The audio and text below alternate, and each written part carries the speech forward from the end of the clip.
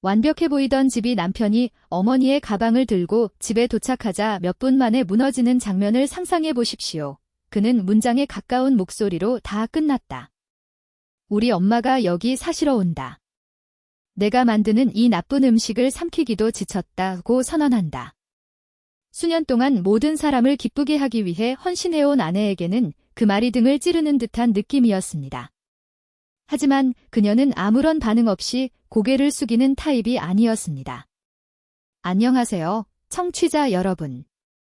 저는 안드레이 브랭코이고 귀하는 알머스 안트릴레이 케이더즈 채널에 있습니다.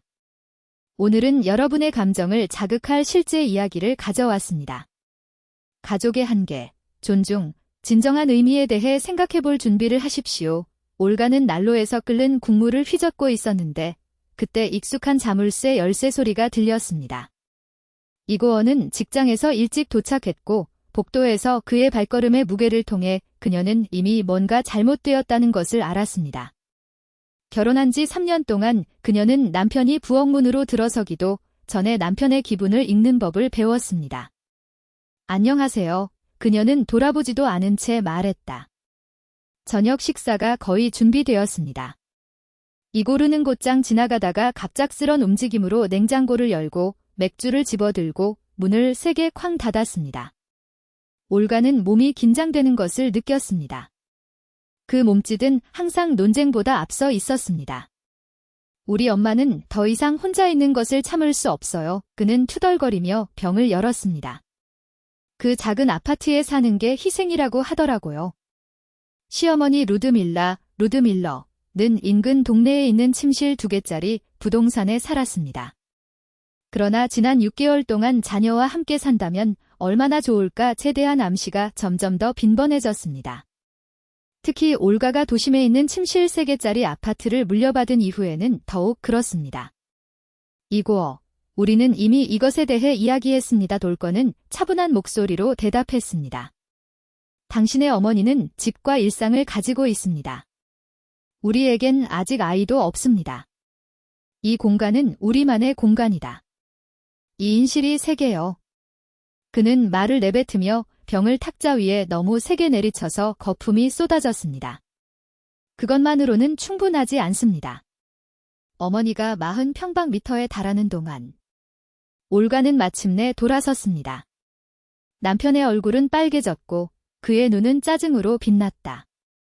대상이 어머니일 때마다 나타나는 똑같은 표정이었다. 이고어는 그녀를 우상화했습니다. 결국 그녀는 이혼 후 그를 혼자 키웠고 그녀를 결코 부인하지 않았습니다.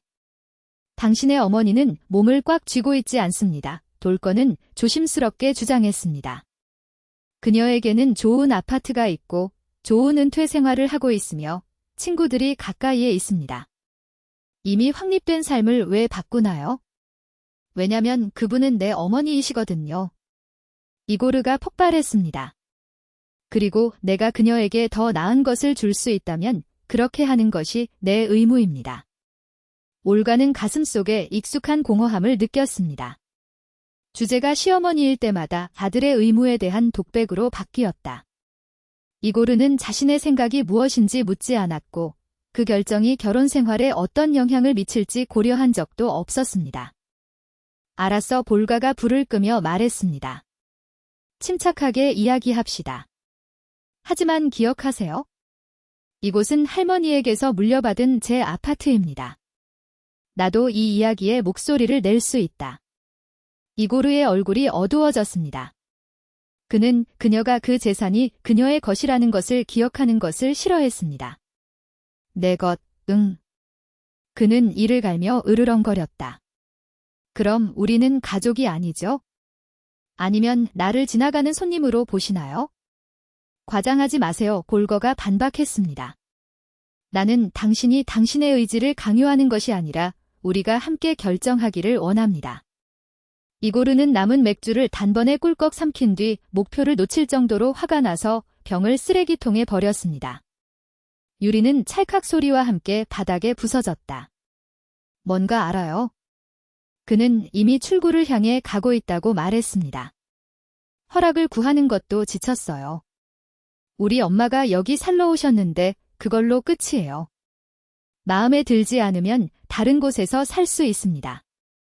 문이 쾅 닫히자 올가는 국물과 함께 혼자 남겨졌고 갑자기 맛이 모두 사라졌습니다. 그녀는 병 조각을 집어들고 흘린 맥주를 치우고 테이블에 앉아 어떻게 상황이 이렇게까지 되었는지 이해하려고 노력했습니다. 이고은은 이전에는 그렇게 급진적이지 않았지만 그의 어머니의 영향력은 날이 갈수록 커지는 것 같았습니다. 다음 날 올거가 일하는 동안 이고은은 계획을 실행했습니다. 그녀가 밤에 집에 도착했을 때 복도에서 3개의 큰 가방과 2개의 여행 가방을 발견했습니다. 루드밀라는 부엌 테이블에 앉아 올가가 만든 최고의 도자기 세트로 차를 마시고 있었고 동시에 부동산을 평가하는 사람의 눈으로 아파트를 살펴보고 있었습니다. 아, 올가, 당신은 여기 있습니다. 시어머니는 일어나지도 않고 말했습니다. 이고은은 당신이 마침내 나를 환영하기로 동의했다고 말했습니다. 당신은 정말 친절해요. 올가는 자기 집에 침입한 것 같은 기분을 느끼며 부엌 문 앞에 멈춰 섰습니다. 이고은은 그녀를 보지 않고 긴장된 움직임으로 저녁 식사를 제공했습니다. 나는 중간방에 내 물건을 두었습니다. 루드밀러는 계속했습니다. 괜찮으시기를 바랍니다. 거기 조명도 더 좋고 내 가구를 놓기에 딱 좋은 공간이에요. 무슨 가구요? 올가의 목소리가 떨리며 물었다. 글쎄, 내 물건 없이는 살 수 없어. 시어머니는 당연한 듯 대답했습니다. 내일 그들은 내 옷장, 서랍장, 안락 의자를 가져옵니다. 아, 그리고 이고은은 이미 그의 물건을 거기에서 꺼내서 식료품 저장실로 가져갔습니다. 올가는 자신의 손이 주먹을 꽉 쥐는 것을 느꼈습니다. 그 중간방은 그녀가 공예 재료를 보관하는 피난처였습니다. 이제는 빗자루와 청소용품 사이에 모든 것이 쌓여 있었다. 이고르 그녀는 부드럽게 전화했습니다. 우리 얘기 좀 해야 해요. 그는 마지못해 그녀를 따라 그녀의 방으로 갔다. 문이 닫히자마자 올가는 더 이상 따라오지 않았습니다. 정신이 나갔나요? 넌 나한테 상의도 없이 엄마를 데려왔고 내 물건도 버리고 나한테 경고도 안 했어. 나는 이미 그녀가 올 것이라고 말했습니다. 기고은은 어깨를 으쓱했습니다. 당신은 그것을 심각하게 받아들이지 않은 사람입니다. 그건 대화가 아니라 최후 통첩이었습니다. 올가가 반박했습니다. 원하는 대로 부르세요. 하지만 사실은 이미 모든 것을 스스로 결정했다는 것입니다. 그래서 어쩌죠? 이고르가 폭발했습니다. 중요한 것은 어머니가 더 이상 혼자서 고통받지 않으실 것이라는 점입니다. 올가는 다리가 약해지는 것을 느끼며 침대에 앉아 있었습니다. 그제서야 그는 어젯밤의 논쟁이 단지 행위에 불과했다는 것을 깨달았습니다. 결정은 이미 오래전에 내려졌습니다. 그리고 지금은 그녀는 자신의 집에서 다른 여성이 규칙을 지시한다는 사실을 받아들여야 할까요? 여긴 우리 아파트예요. 지고르는 자신의 생각을 읽은 듯 정정했습니다. 그리고 그녀는 아무것도 지시하지 않고 단지 여기에 살고 있습니다. 사실 그녀는 이미 자신의 행동에 대해 불평했습니다. 어제 국물이 너무 짜다고 하더군요. 그녀는 저녁 식사에 대해 감사하다는 말도 하지 않았습니다. 졸가는 중얼거렸습니다. 무슨 일로 고마워요? 이고르가 농담했습니다. 가족을 위해 요리하는 것은 당신의 의무입니다. 올가는 믿을 수 없다는 표정으로 그를 바라보았습니다. 결혼한 지 3년 만에 이고르는 변했습니다. 무엇보다도 그녀를 사랑하겠다고 맹세했던 남자에서 이제 그는 단지 아내의 욕망보다 어머니의 변덕을 더 앞세우는 순종적인 아들이 되었습니다. 다음 날은 진정한 인내력 시험이 되었습니다. 루드밀러는 그 집 주인처럼 행동했습니다. 그녀는 가구를 재배치하고 청결도를 비판하고 집안 일과를 바꿨습니다. 매일 아침 올가는 그 커피는 너무 진해요. 그 빵은 신선하지 않아요. 그 옷은 일하기에 적합하지 않아요. 라는 신랄한 말을 들었습니다. 이고은은 항상 아침에 죽을 좋아했습니다. 셋째 날 시어머니를 선언했습니다. 당신의 치즈 샌드위치가 아닙니다. 그는 결코 불평하지 않았습니다. 돌거에게 대답했습니다. 왜냐하면 그는 예의 바르기 때문입니다. 루드밀러가 대답했습니다.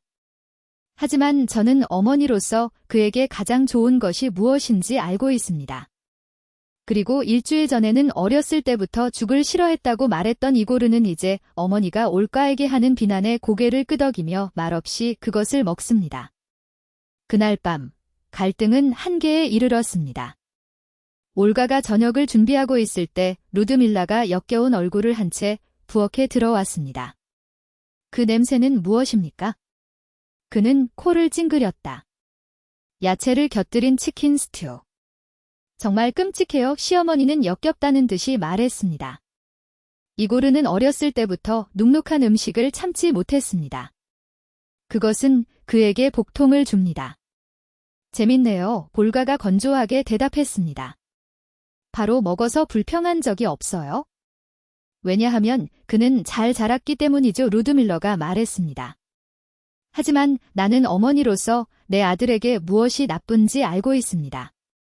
일부 사람들과 달리 루드밀러 스테너슬라보프너는 연극적인 몸짓으로 냉장고를 열고 경멸하는 마음으로 항아리를 뒤지기 시작했습니다. 미트볼을 만드는 것이 더 좋습니다. 그는 올가를 보지도 않고 주문했습니다. 고기도 있고 양파도 있고 왜 이 더러운 닭수로 시간을 낭비합니까? 난 이미 준비를 시작했어요. 볼가는 손가락으로 나무 숟가락을 꽉 쥐며 대답했습니다. 그래서 어쩌죠? 그 지저분한 것들을 버리고 진짜 음식을 만들어 보세요. 시어머니는 쾅소리를 내며 냉장고를 닫았습니다. 아니면 내 아들이 또 아프기를 바라시나요? 올가 내부에 무언가가 끓었습니다. 그러나 루드밀라가 우월한 한숨을 쉬며 다음과 같이 선언했을 때 마지막 지푸라기가 생겼습니다. 이 집에는 질서가 없고 음식은 더럽고 사랑하는 당신은 집을 만드는 방법을 모릅니다. 올가는 느리고 거의 계산된 움직임으로 불을 껐습니다. 루드밀라 스타니슬라보브나 뭔가 아시나요? 그의 목소리는 차갑고 음절 하나하나가 납처럼 무겁습니다. 당신 말대로 내 스트레피아가 당신을 너무 괴롭힌다면 직접 해보세요. 무엇? 시어머니는 기분이 상해서 눈을 크게 떴습니다. 내 아들 집에서 관리해야 합니까? 우리 집에서 돌가는 팔짱을 끼며 정정했습니다. 그리고 여기에 마음에 드는 것이 없다면 문은 열려 있습니다. 아무도 당신을 방해하지 않습니다. 그때 이고어가 부엌에 들어갔습니다. 어머니의 얼굴은 분노로 붉어졌습니다. 그의 아내는 결단력의 가면입니다. 그는 물을 필요가 없었습니다. 무거운 공기가 이미 저절로 대답해 주었기 때문입니다. 무슨 일이에요? 그는 그래도 조심스러운 어조로 노력했다.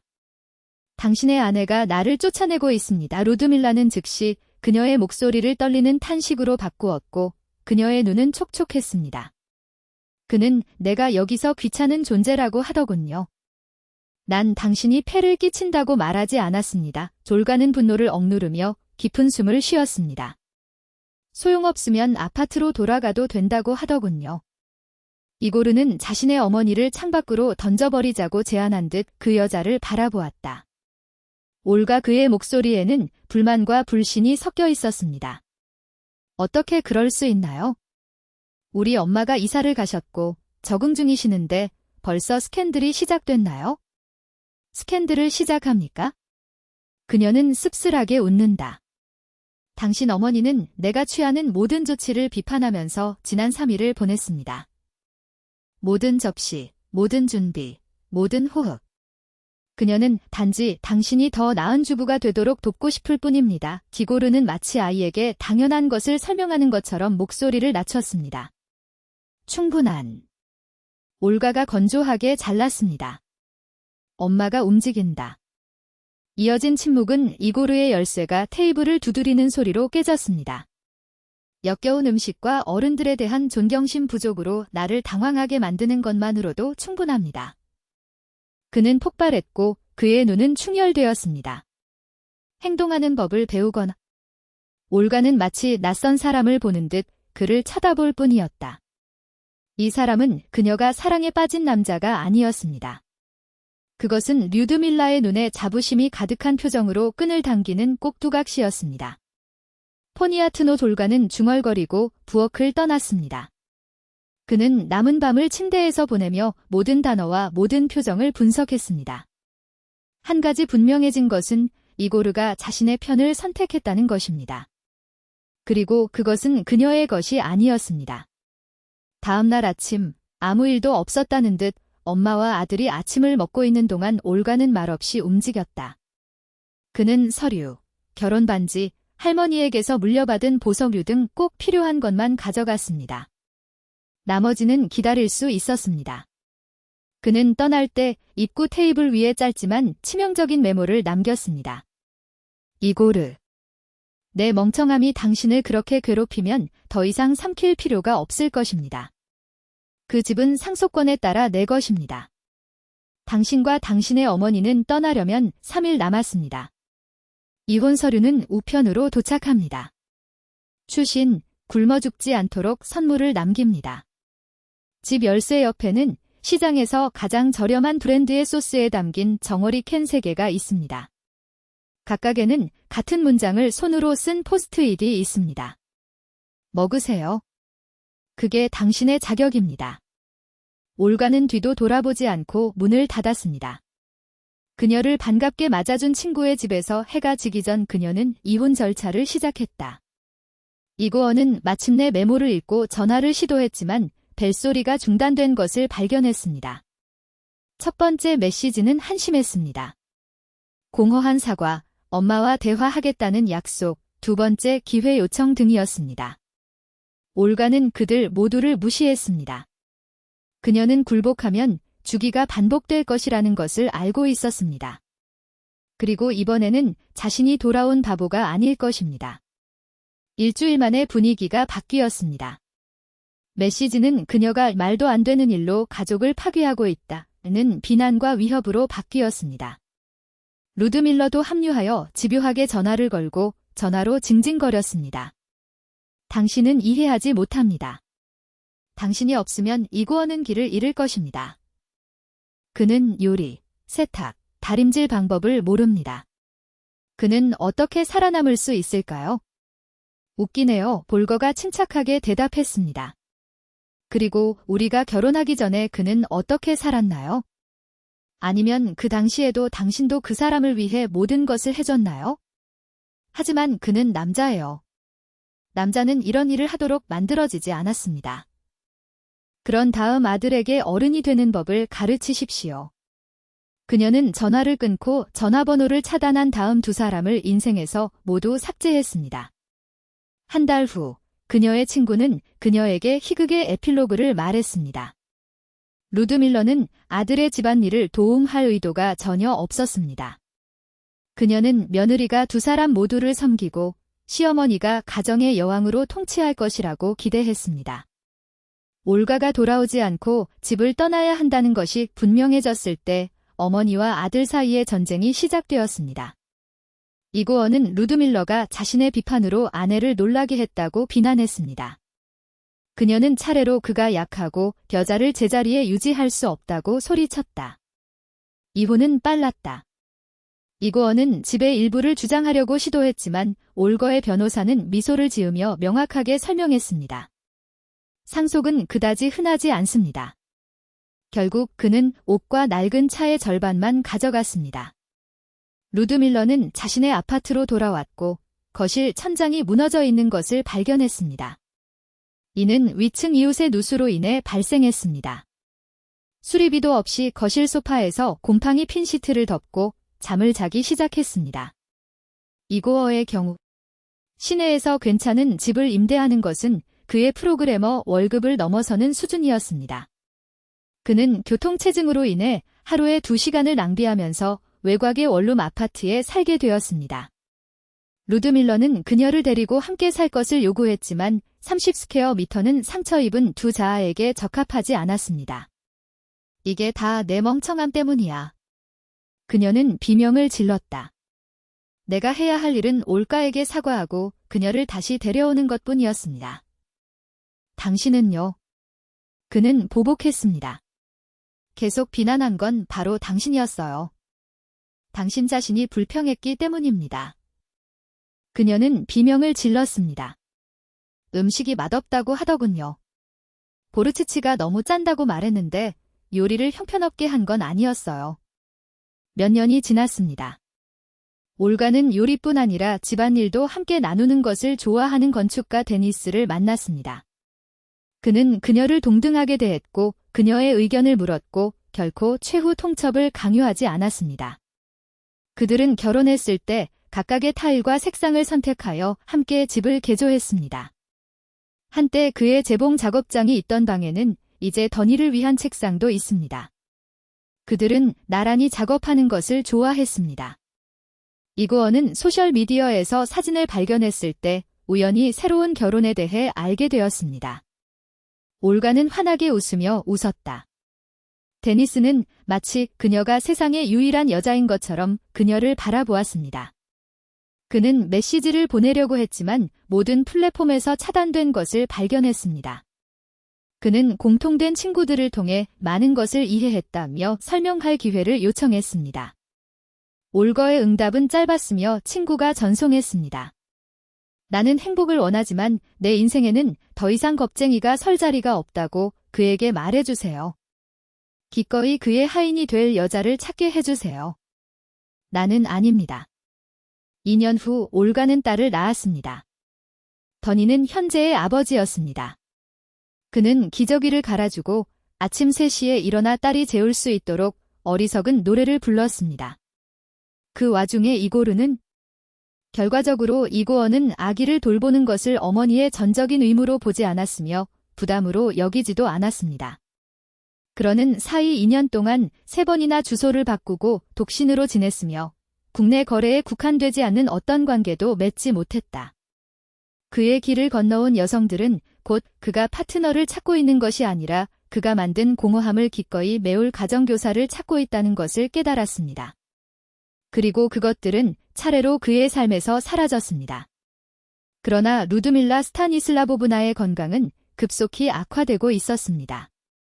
그 병은 그녀를 의존적이고 쓰라리고 만족할 줄 모르는 불평으로 만들었습니다. 이고르는 아무런 대안도 없이 그녀를 데리고 그와 함께 살게 되었고 자신을 어머니가 되는 법을 전혀 모르는 어머니를 돌보는 사람으로 변모시켰습니다. 단지 침실의 폭군이었는데 이제 그는 한때 그의 명령에 순종했던 것과 똑같은 체념으로 그의 변덕에 응했습니다. 당신이 우리를 어디로 데려갔는지 보세요. 그녀는 베개에 파묻힌 채 씩씩 소리를 질렀고 그동안 그는 땀과 약으로 더러워진 그녀의 시트를 갈아주었다. 당신이 아니었다면 우리는 올가를 낳았을 것입니다. 그녀는 나를 돌볼 것입니다. 이고어는 이를 악물고 대답했습니다. 올거는 내 아내이자 어머니였습니다. 하녀가 아닙니다. 그럼 차이점이 뭐죠? 루드밀라는 마치 사랑이 서비스가 포함된 계약인 것처럼 대답했습니다. 아내는 남편의 가족을 도와야 합니다. 그는 침묵했습니다. 그는 파탄에 빠진 결혼 생활에 대한 자신의 죄책감을 결코 받아들이지 않는 사람과 논쟁을 벌이는 것이 소용없다는 것을 알고 있었습니다. 그러나 도시가 자고 있는 이른 아침, 또 다른 임대 아파트에 있는 다른 사람의 부엌에서 산업화된 요리를 데우고 있을 때 진실이 그에게 칼처럼 들이닥쳤습니다. 그는 단순히 집을 요리하거나 청소하는 여자를 잃은 것이 아니었습니다. 그는 자신을 진정으로 사랑했던 유일한 사람, 즉 자신에 대항하는 것이 아니라 그를 위해 싸우기로 선택한 사람, 주인과 하인이 아닌 평등한 미래를 꿈꾸던 사람을 잃었습니다. 그 대가로 그는 의무의 감옥, 기생충처럼 자신을 빨아들이는 어머니, 영원한 동반자로서의 외로움을 물려받았다. 그러나 올가는 짐을 싸고 사랑과 예속을 혼동한 남자를 남겨둔 그날 밤을 결코 후회하지 않았습니다. 다진 쇠고기 캔에 관한 농담은 가족의 전설이 되었습니다. 더니는 여성의 예리한 유머뿐만 아니라 우아함으로 악순환을 끊는 용기에 감탄하면서 웃음과 와인 잔 사이에서 자부심을 가지고 친구들에게 말했습니다. 상상해보세요. 그가 눈을 빛내며 말했다. 그녀는 소란도 피우지 않았고 울지도 않았고 구걸하지도 않았습니다. 그녀는 물건을 집어들고 음식을 남겨두고 마치 관심을 갖고 잔돈을 돌려주는 사람처럼 계속 나아갔습니다. 이제 그것은 당연한 상황에서 벗어나는 것입니다. 그리고 이 이야기와 죄책감 없이 자신을 선택한 어머니의 살아있는 모범 사이에서 자란 딸은 사랑이 세탁된 옷이나 더러운 접시의 킬로그램으로 측정되지 않는 삶의 가치를 어릴 때부터 배웠습니다. 나는 보살핌과 봉사 사이에는 큰 차이가 있으며 누구도 자신의 행복을 희생할 자격이 없다는 것을 배웠습니다.